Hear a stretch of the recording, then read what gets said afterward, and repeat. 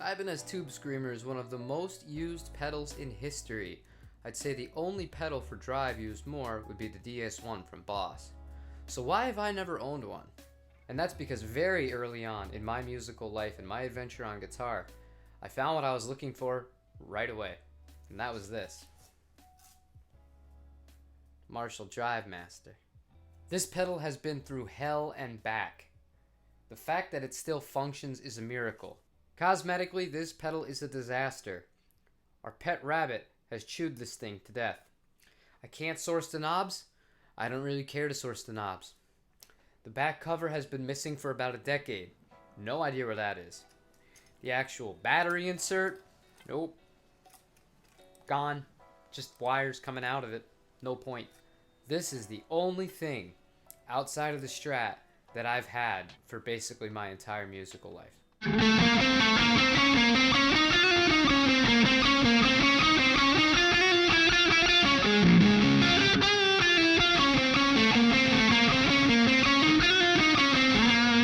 This pedal just does what I need it to do and always has.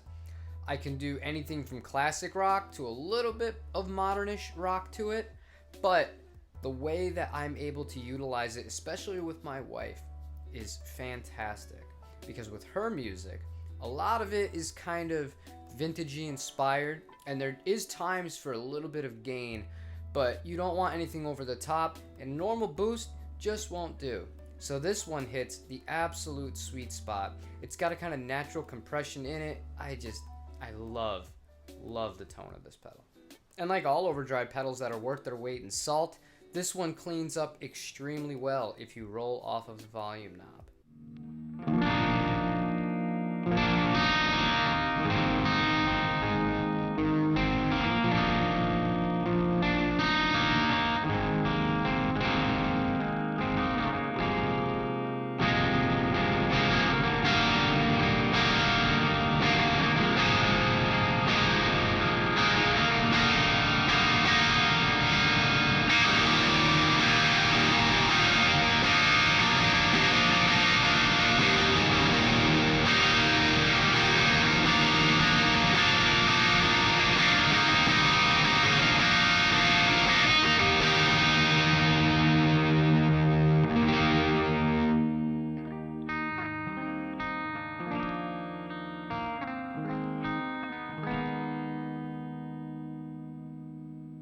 But don't be fooled.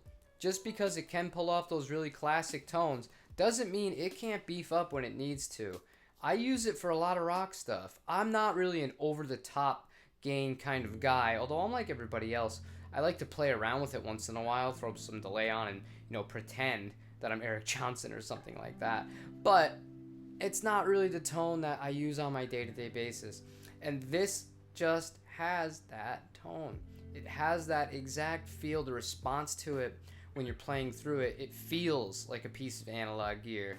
And it's something that I think the HX Stomp, the Helix, and all those other ones do a really good job with effects of kind of getting you there, but without, a properly driven amp going through it or a right pedal like this, for example. I think it kind of lacks in that area the most. And maybe we'll get there one day. But as of right now, I can't top the feel and the tone of this specific pedal. And it's been a godsend. I don't know, I guess it's just nice to have a piece of gear that, you never really feel the need to replace. And I've never needed to replace it. And this pedal does not get any shine. I know that a few years ago, John Mayer made a post about how he used this pedal's brother, the Blues Breaker, and that one flew up in value. Thankfully, he didn't say anything about these, although it doesn't really matter. I already had this. I didn't need to buy it or sell it anyway. But this just stayed around $130, and for me, it's worth every single penny.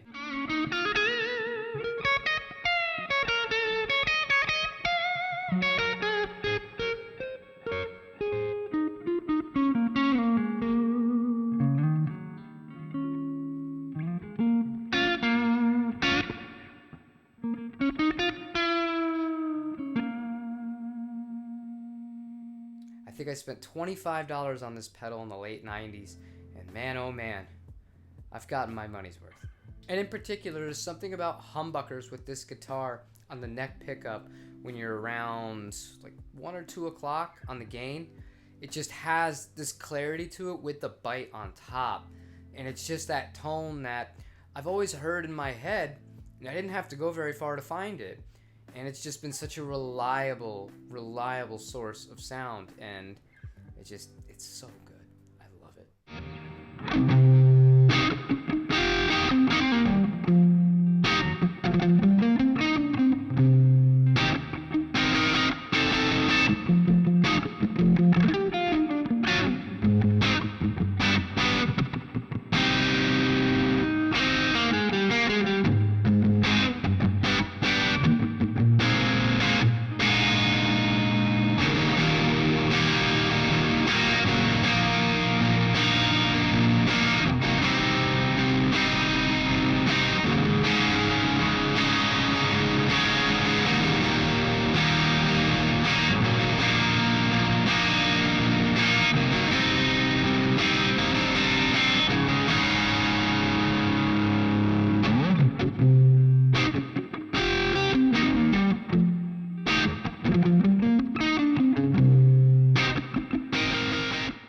Most of us that are guitar players that go about collecting guitars and gear throughout our lives, there's always 1 or 2 things that stick around, and this just happens to be it for me. So let me know if there is something that you have that you could just never see yourself getting rid of, that just worked for you out of the box. I know it's lightning in a bottle, especially with us, we're always chasing tones and chasing things, but I've liked being limited with this as far as what it can and can't do, and it's kind of made me focus on the actual playing more for those kinds of songs and those kinds of tones. And that's nice, because anything that can take away that part of it is going to do a lot for your playing, because then you can focus on that. So that's going to wrap up my Marshall Drive Master and why I've never had a Tubescreamer video. If you like what I'm doing, please leave me a like. I really appreciate it. I like that I'm really starting to remember the names and kind of associate your guys' comments with individual people. I didn't think it would get to this point, but that's really cool, and I really do appreciate that. Subscribe if you haven't, and I will see you again tomorrow for the next video. Take care, you guys.